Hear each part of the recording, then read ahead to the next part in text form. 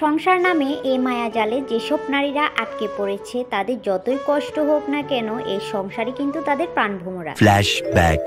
ছোটবেলা থেকে আমার নানুকে দেখে আসছি, অর্থাৎ সংসার করে একটা দিনের জন্য কোথাও গিয়ে অর্থাৎ থাকতে। ছোটবেলায় তখন না বুঝলো, আসলে এখন বুঝতে পারছি। নানুকে সব সময় দেখতাম তার সংসারের খুঁটিনাটি কাজ করত, সকাল থেকে সন্ধ্যা পর্যন্ত। অতটা বয়স নিয়েও নানু খুঁটিনাটিও একটা না একটা কিছু করার চেষ্টা করত।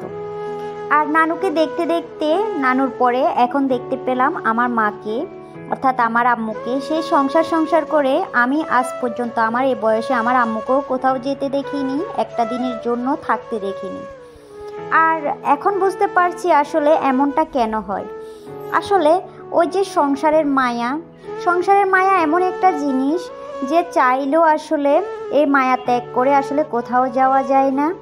আসলে সংসার নামক এই মায়া জালে যারা আটকে পড়েছেন তারা যতই কষ্ট হোক না কেন তারা কিন্তু এই সংসারের মায়া ত্যাগ করে কিন্তু কোথাও যেতে পারে না। আসলে যত দিন যায় আমরা কিন্তু সংসারে ধীরে ধীরে কিন্তু সংসারের ভেতরে আমাদের অর্থাৎ মা নানীদের আমলে যেগুলো আমরা দেখে আসছি সেগুলো আমরা আস্তে আস্তে পেশ করতে হবে। আসলে এটাই মনে হয় নিয়তি। জন্ম থেকে অর্থাৎ মৃত্যু পর্যন্ত মা নানি অর্থাৎ আমাদের ফ্যামিলির যারা উত্তরসূরি অর্থাৎ যেসব মহিলারা এভাবে জীবনযাপন করেছে, আমরাও মনে হয় ধীরে ধীরে ওভাবে জীবনযাপন করতে যাব আস্তে আস্তে করে। আসলে এটাই মনে হয় সংসার। আর সংসার জগৎটা মনে হয় এমনই হয়, ধীরে ধীরে সংসারের মায়া বাড়তে থাকে, সংসার ভারী হতে থাকে। অর্থাৎ একটা মেয়ে যখনই বউ হয়ে আসে তার ঘাড়ে অনেক দায়িত্ব পড়ে যায়।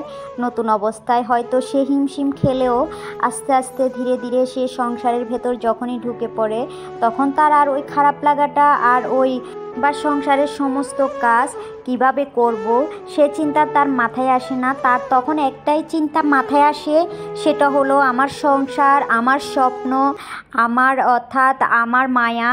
এই সংসারের প্রত্যেকটা মানুষকে সে কিভাবে তার মায়ায় জড়াবে, কিভাবে সংসারের মানুষের কি লাগবে না লাগবে সেটাই তখন তার মাথায় ঘুরতে থাকে। আসলে ধীরে ধীরে একটা মেয়ে কিভাবে যে বউ হয়ে ওঠে, আর বউ থেকে শাশুড়ি অর্থাৎ এভাবে শাশুড়ি থেকে নানি দাদি এভাবে হয়ে ওঠে, আসলে সময়ের পরিবর্তনে আসলে কখনোই কেউ বলতে পারে না।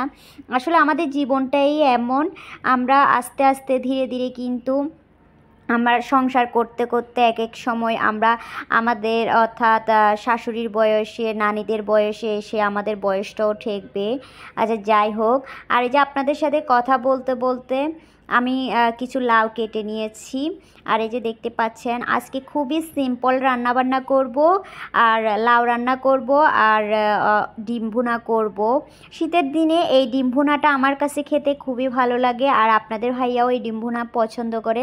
শর্টকাটের মধ্যে রান্না করব, সেই জন্য আসলে বিকেলে একটা কাজ আছে তাই তাড়াহুড়া করছিলাম তাড়াতাড়ি রান্না শেষ করার জন্য। রান্না শেষ করে আবার অর্থাৎ দুপুরে ফ্রেশ হয়ে খাওয়া দাওয়া করতে হবে। আর সেই জন্য যেহেতু একা হাতে সব কিছু ম্যানেজ করতে হয় তাই ভাবলাম সিম্পল ওয়েতে একটা রান্না করা যাক। তাই চিংড়ি দিয়ে লাউ রান্না করব, আর ওই যে বললাম ডিম ভুনা করব। আর এই যে লাউগুলা অর্থাৎ লাউয়ের জন্য আমি মশলা দিয়ে দিয়েছি, আর এখন মশলাগুলো কষিয়ে নিব। আর এই যে মশলা কষিয়ে এখন আমি লাউগুলা দিয়ে দিব। অর্থাৎ আমি যখনই কোথাও অর্থাৎ যাওয়ার থাকে অর্থাৎ হাতে সময় থাকে না তখনই কিন্তু আমি খুবই শর্টকাটের মধ্যে রান্না করার চেষ্টা করি, অর্থাৎ যেটা খুবই ফাঁকিবাজি রান্না বলেন ওটাই। আর এই যে আমি লাউটা বসিয়ে দিয়ে এদিকে ডিম ভুনা করার জন্য মশলা কষিয়ে নিচ্ছিলাম। এগুলো খুবই সিম্পল হয়ে এই ডিম ভুনা তো সবাই করতে পারেন। আর তারপরে আমি হালকাভাবে আপনাদের সাথে একটু শেয়ার করলাম। অর্থাৎ এই ডিম ভুনা দিয়েও অর্থাৎ আপনারা খুবই ভালোভাবে 2 প্লেট ভাত খেয়ে ফেলতে পারবেন, আর অন্য কিছুই লাগে না। আর এই যে আমি মশলা কষিয়ে এখানে পরিমাণ মতো ঝোল অ্যাড করে দিচ্ছিলাম, আর কিছুই দিব না এই ঝোলগুলা অর্থাৎ একটু বলক আসলেই আমি কিন্তু ডিমগুলা দিয়ে দিব। আর এই যে আমার লাউগুলা প্রায় হয়ে আসছে, এখন আমি টমেটো অ্যাড করে দিয়েছি। আর এই তো আমাদের মেয়েদের রান্না বান্না করা এগুলাই তো আমাদের কাজ, রান্নাবান্না করা, ঘর পরিষ্কার করা। আর এগুলা করতে করতে আমাদের চুল এক সময় না এক সময় পেকে যাবে। আমরাও কিন্তু ওই যে বললাম নানি দাদিদের বয়সে গিয়ে আমাদের বয়সটাও ঠেকবে। যাই হোক, আর এই যে দেখেন আমি ডিমগুলো অ্যাড করে দিয়েছি, আর এখন ডিমগুলো আমি উল্টে দিব।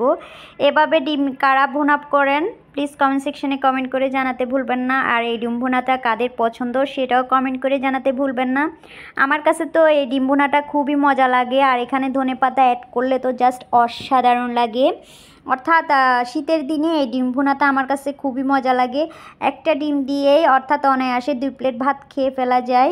আচ্ছা যাই হোক, যারা পছন্দ করেন আর কি কমেন্ট করে জানাবেন। আর এই যে দেখেন মাশাল্লাহ আমার ডিম ভুনাটা হয়ে গিয়েছে। আর এদিকে আমার অর্থাৎ লাউ রান্নাটাও প্রায় অলমোস্ট হয়ে গেছে, দেখতেই পাচ্ছেন। আজকের মতো দুপুরের রান্নাবান্না এগুলাই। প্রিয় আপু ভাইয়ারা যারা এখনও পর্যন্ত আমার ভিডিওতে লাইক দিতে ভুলে গিয়েছেন প্লিজ একটা লাইক দিয়ে দিবেন। আর দেখতে দেখতে যদি আমার ভিডিও ভালো লাগে আমার চ্যানেলটা সাবস্ক্রাইব করে আমার পাশে থাকবেন। আর নতুন নতুন ভিডিও পেতে পাশে থাকা বেল আইকনে ক্লিক করতে একদমই ভুলবেন না। আজকের মতো এই পর্যন্ত, দেখা হবে নতুন কোনো ভিডিওতে, নতুন কোনো ব্লগে। আর আমার ভিডিও ভালো লাগলে আত্মীয় স্বজন বন্ধু বান্ধবের সাথে বেশি বেশি শেয়ার করে দিবেন। ওকে, আল্লাহ হাফেজ।